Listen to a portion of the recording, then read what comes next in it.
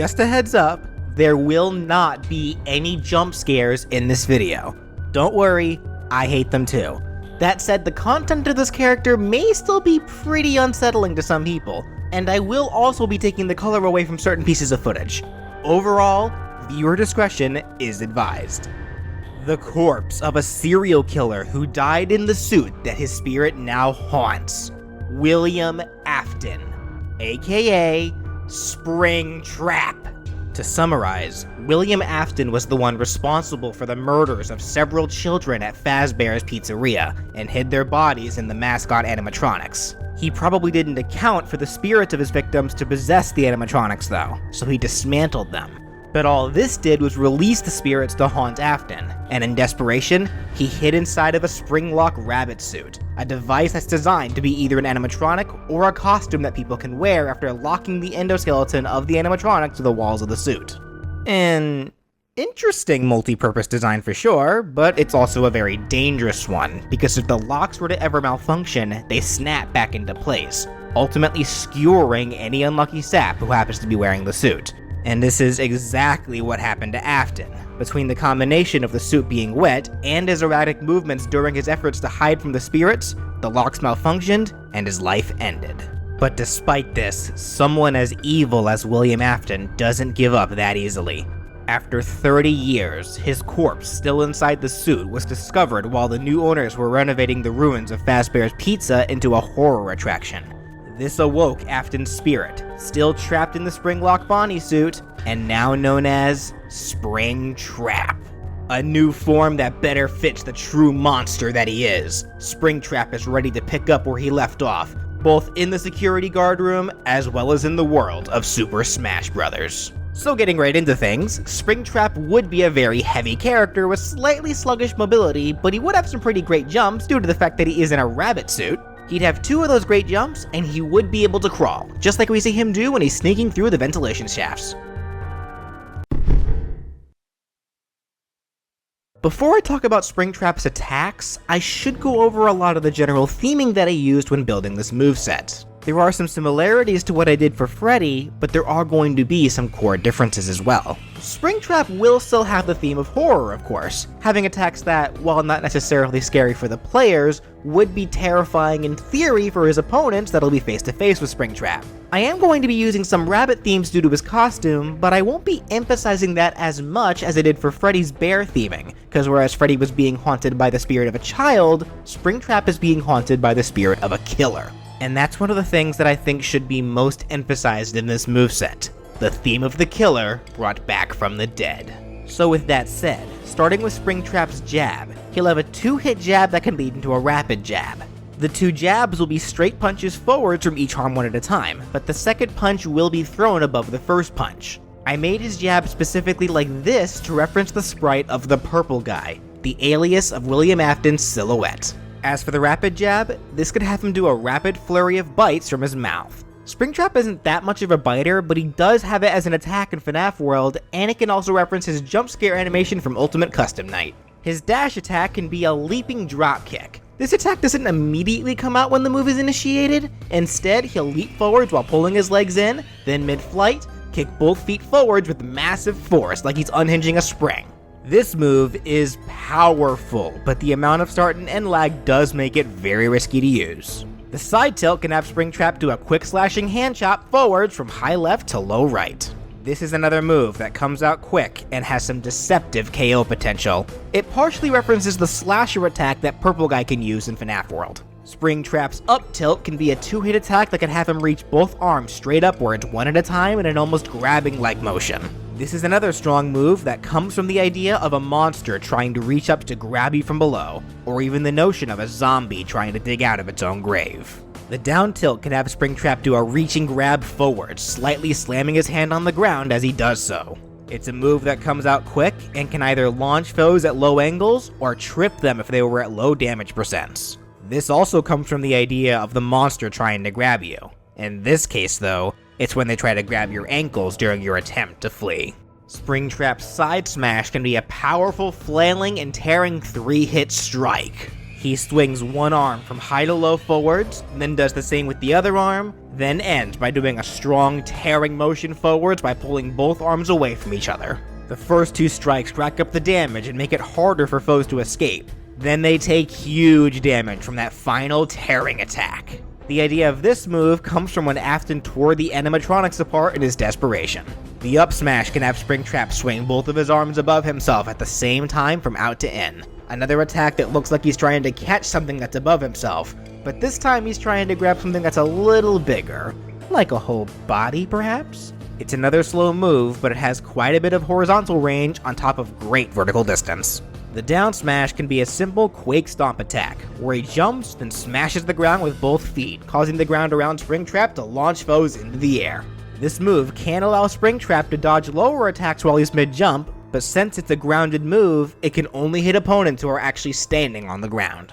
For the neutral aerial, it can have Springtrap extend his limbs out for a strong lingered full body attack. It's strongest right at the start and quickly weakens until the attack concludes. The forward air can be an auto 2-hit attack where Springtrap kicks both feet forwards one after another from low to straight forwards. Both kicks are able to launch foes forwards.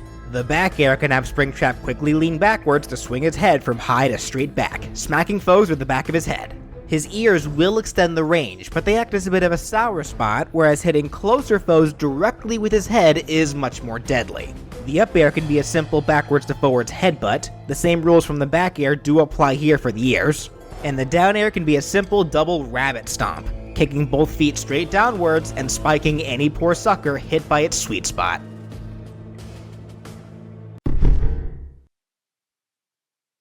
Springtrap will grab with one arm and pummel by nibbling at the foe's frontal lobe.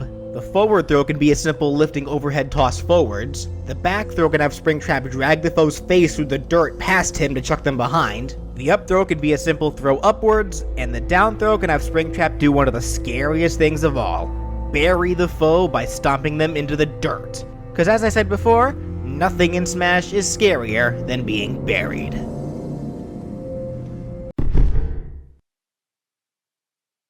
For Springtrap's neutral special, I'm going to give him an attack that I call Spring Jaw. This will be a special that harkens back to the very bite of 87 itself. I realize that was Fredbear who did that, but for those who were unaware, that bear animatronic was also in fact a spring lock suit, and the reason the bite happened at all was because of a lock failure in the jaw. So since it's the same kind of suit, not to mention a core piece to Afton's motivations as a whole from what I understand, I think it'd be appropriate to give him this kind of special attack.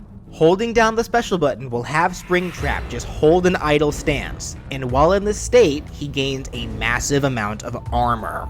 He cannot be launched by any attack, and he'll remain like this for as long as you hold the button down. He can't move though, and he can also be grabbed out of it. He does also still take normal damage, he just can't be launched. However, taking damage is exactly what you want to happen while you're in this armored state. When he takes damage from attacks, his jaw slowly unhinges, with it opening wider and wider with each attack that he sustains. And after taking a total of 10 attacks, Springtrap will retaliate with a massive bite. In terms of the mechanics of this move, it's an accumulation type of special. He doesn't need to take all 10 attacks in one sitting. So if you take a hit while armored, you can choose to let go of the special button to do other things. Then if you activate the armor and get hit a second time, that's now 2 out of the 10 needed hits. The counter for attacks does not reset by letting go of the button. It only resets either after unleashing the bite or if Springtrap loses a stock. And on top of that, Springtrap remembers how much damage he took from each specific hit that he armors through. And as revenge, when he retaliates with that bite, it deals damage equal to the total damage of all 10 of the attacks combined. Despite all that though, it is still a simple move to get around. As I said, grabbing helps, and using projectiles can also keep you safe to waste the bite if need be. But regardless, it's overall a scary move, allowing Springtrap to break combos and to even save himself from lethal attacks, all the while making your foes stay on their toes and to do their best to avoid having a repeat of the bite of 87. Now next up for the side special. This can be a command grab special that I'm going to call Spring Lock. A simple name, but appropriate for its functions. It has Springtrap leap forwards while at the same time locking the endoskeleton in his body, putting himself into the suit mode. And if a really unlucky foe is in Springtrap's way, Springtrap will latch onto them, and once he does, unlocks the endoskeleton and deals an asinine amount of damage, effectively using his own cause of death as a weapon, but in a much less brutal and way more safe for the good boys and girls at home sort of way. This move has no KO potential. It only deals that massive damage while slightly popping foes away after Springtrap releases them. Aside from that, this move can be used for horizontal recovery, and if a foe is caught in the air by Springtrap, they both will fall as the animation of the spring lock plays out. But this is still safer for the foe than Springtrap, since the foe is popped up and Springtrap has a bit of end lag to deal with, so he'd be a bit more pressed to recover. Speaking of recovery, for his up special, it is going to be the same camera change special that I gave to Freddy, the idea that my friend Devin gave me. It's a teleport where Springtrap disappears behind some static that only appears in front of him, and that static reappears in a new spot a fixed distance away, with Springtrap also reappearing behind the static after it blinks out. Overall referencing how the cameras work in the various Five Nights at Freddy's games, where you look through the different monitors and might see an animatronic, but then you could look away and suddenly see that same animatronic in a totally new spot. It's no different for Springtrap in Five Nights at Freddy's 3. You can move into any direction based on controller input, and he does go into freefall after using it. And finally, for the down special, this is going to have Springtrap take advantage of by far the most terrifying thing that you need to watch out for in Five Nights 3. The Phantoms. Allow me a quick explanation.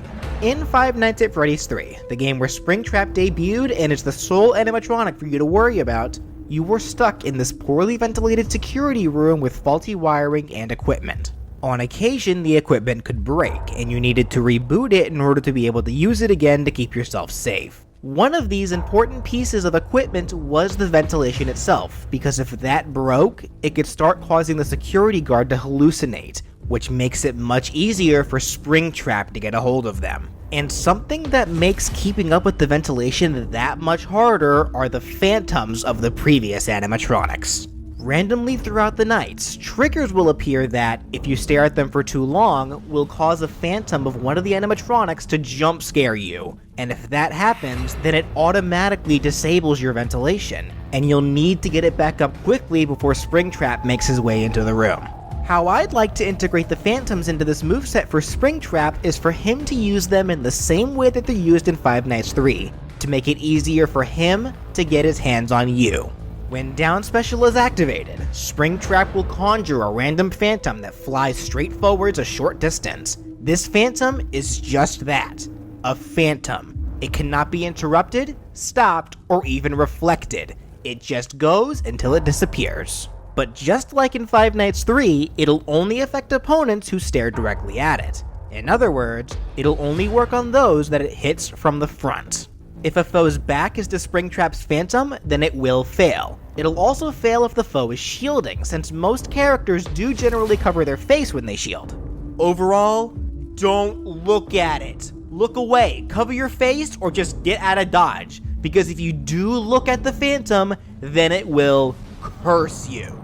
This is a special kind of curse. Depending on the animatronic, it'll randomly curse one of your attacks, and you won't know which attack was cursed until you use it, which by then, it'll be too late. Using the cursed attack will force your character into a longer than usual dizzy state, as if they're hallucinating. It won't even let the cursed attack be used. The curse literally just replaces the randomly selected attack, causing the hallucinating dizzy state to activate automatically. It can even proc in the air, which will cause you to just fall helplessly, then be dizzy after you hit the ground. Again, the attack that gets cursed is random. However, you can always have a general idea of what kind of attack was hit by paying attention to which phantom it was that cursed you, which is also random. Springtrap can summon one of 5 random phantoms. First, there's Phantom Freddy, which can curse one of your grounded basic attacks. Then there's Phantom Chica, who can curse one of your aerial basic attacks. Then there's Phantom Foxy, who can curse one of your throws. Next is Phantom Balloon Boy, who curses one of your special attacks. And finally, there's the Phantom Marionette, which appears less often than the other 4, but has the capabilities of cursing any attack. And before you ask, I'm not including Phantom Mangle, there's no need. With all of that said, there are of course some limitations. Only one curse can be placed on a player at a time, and the curse will be lifted on its own after 7 seconds, after which the cursed move will return to normal. But even still, this is a move to set in true fear. Are you willing to risk using a certain move that may or may not be cursed? Or will you avoid using any of those attacks until you know it's safe? Overall, with the exception of the up special kinda, Springtrap specials are all designed to fit into another major theme that fits not only into Springtrap, but Five Nights at Freddy's 3 as well. Fear through malfunction. Have you ever had a dream or even a real-life instance where you need to rely on something for a dire situation, but for some reason that something just breaks?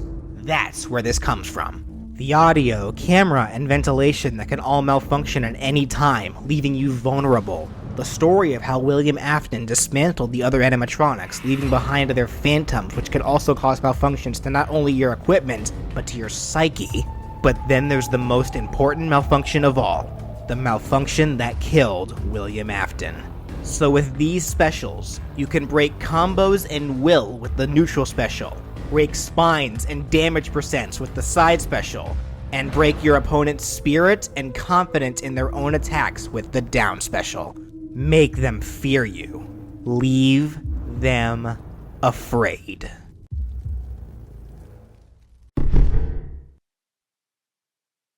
Springtrap can have a cinematic final smash that references the one instance where he wins. The game over. Springtrap will release phantoms that fly into all directions, and if at most a single player is hit by them, that player will be pulled in. It then shows the caught foe in the same security guard room as Five Nights 3, but all the systems are down and they're suffering through a dreadful hallucination. We then just see Springtrap slowly walk up from behind, and when he gets close, the screen just fades to black, and the foe in that darkness will suffer massive damage, ending the cinematic.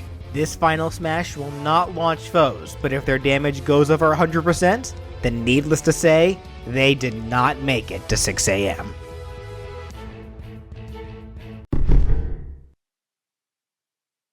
Let me lay this one on the table real quick. This would not fly in Smash. It's not even a matter of it being too creepy, it's just straight up gruesome. There is a rotting corpse inside that thing. I know Freddy had one too, but at least it was well hidden. You could actually see what's left of Afton here. If by some miracle Springtrap were to be added to Smash, he would need a redesign of some kind that would make it safe for all the good boys and girls. I suppose using a non-cheapified version of Springtrap's FNAF world design might be acceptable, but still. Regardless, for colors, the default is the decaying yellow color. His first ult can make the suit purple, referencing William Afton as the purple guy, as well as the toxic Springtrap skin from the Five Nights at Freddy's AR game. Then we can have a pale blue color, and reference to Bonnie from the first Five Nights at Freddy's game. Next is the pure black, referencing RWQFSFASXC, also known as Shadow Bonnie for those of us who actually like being able to pronounce names. Then there's a bright yellow, referencing the Spring Bonnie suit back when it was still mint. Then a bright blue color, referencing Toy Bonnie. Then there's pink, referencing Bonnet. And finally, we can use the other skin that Springtrap has in the AR game, which is literally just Springtrap, but on fire! I kid you not, there is literally a skin called Flaming Springtrap. I wouldn't be surprised if this references the fact that Springtrap keeps ending up in buildings that burn to the ground, but regardless, this would be a fun costume to have. For the stage intro, it can simply have Springtrap walk out of the shadows, ready to scare the living daylights out of people. For Taunts, his first can show his body violently twitching, referencing his death scene as well as just showing him being unsettling in general. For his second, out of nowhere you'll hear the Balloon Boy's laughter, and Springtrap gets distracted and looks around, trying to figure out where it came from. This references how you use Balloon Boy's voice to lure Springtrap to different rooms to try to keep him away from the security room. And for his final taunt, it can show him very creepily bobbing up and down, left and right, mimicking the sprite of the original Spring Bonnie. And finally, for victory animations, his first can just show a telephone sitting on the ground ringing, until suddenly Springtrap's foot comes down and smashes it. The camera then pans up to Springtrap's face as he just stares into the camera. His second can literally just have Springtrap walk up to the camera, get close, and just stare into it, looking into your soul. This one can be a reference to his general jump scare animation. Even though it's not really much of a jump scare, it's just really creepy. And his final can show pieces of all the other animatronics lying on the ground, and you see Springtrap's back as he's tearing Freddy's arm off of his body, after which he looks over his shoulder and just stares into the camera. This references how Afton tore the other animatronics apart, as well as his overall nature as the serial killer that he truly is.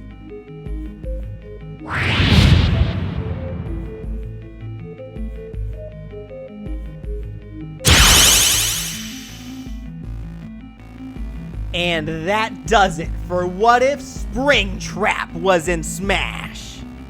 Oh boy, what do I even say about this one? Talk about another case of a character that I'm sure would be interesting in Smash, but will no doubt certainly never be a part of it. Oh well, that's why I enjoy thinking about these hypotheticals. There is no limit to how much you could think of for the near limitless number of fictional characters that people watch and play with every single day.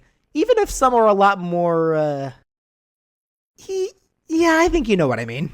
Anyways, if you enjoyed what you saw and would like to see even more characters be given possible Smash movesets, be sure to subscribe. And if you want to support the show and help me be able to make more content for you guys, you can click the join button either below the video or my main page to become a sponsor for my channel. Doing so will get you access to my private Discord as well as channel emotes. You can guarantee that your name appears in my videos, or even get the option of knowing what if character is coming up next a week in advance. I'd really appreciate anything that can be contributed. And of course, if you have a character that you want to see be given a possible Smash moveset, leave a comment down below or contact me on Twitter at BrawlFan1 on Twit. I hope you all enjoyed, and thank you so much for watching!